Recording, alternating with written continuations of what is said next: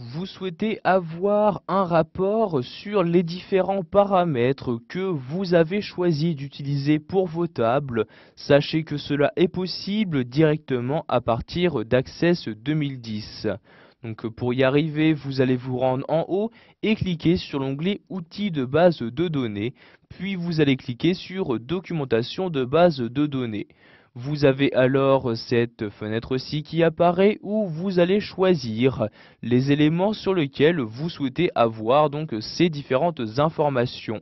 Donc, vous pouvez par exemple sélectionner des tables, des requêtes, des formulaires, des états ou encore des macros. Donc ici par exemple je vais sélectionner des tables, par exemple la table commande et la table information client. Je coche donc tout simplement les cases correspondantes. Je clique ensuite sur OK et donc ainsi cela va automatiquement me créer donc un rapport sur les paramètres utilisés.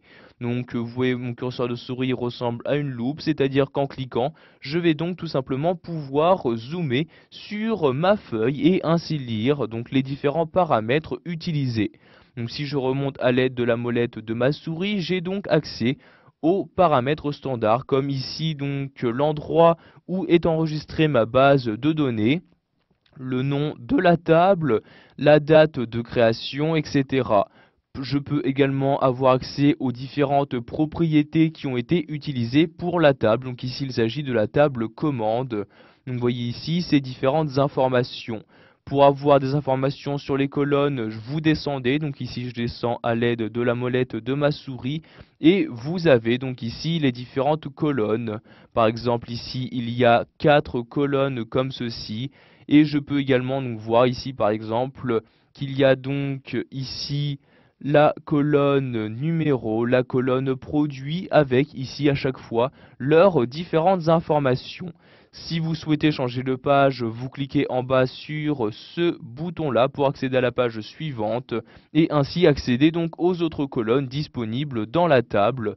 Donc ici je suis toujours dans la table commande, je suis maintenant sur la colonne date de commande et je peux lire donc précisément toutes les informations disponibles sur cette page. Vous pouvez, comme tout autre rapport, choisir de l'imprimer en vous rendant au haut en cliquant sur Imprimer. Vous pouvez changer sa mise en page, par exemple la mettre en paysage comme ceci, la mettre en format colonne et accéder ainsi donc, aux différentes options de colonne. Donc ici je vais cliquer sur Annuler comme ceci. Vous pouvez modifier sa mise en page, choisir d'afficher 2 pages en même temps en cliquant ici sur 2 pages et j'ai alors donc ici un aperçu plus général de mes pages. Donc par exemple ici je vais revenir en portrait comme ceci. Vous pouvez également choisir d'exporter ces informations vers un autre document, par exemple un document Excel, un fichier PDF ou encore les envoyer par l'intermédiaire d'un courrier électronique.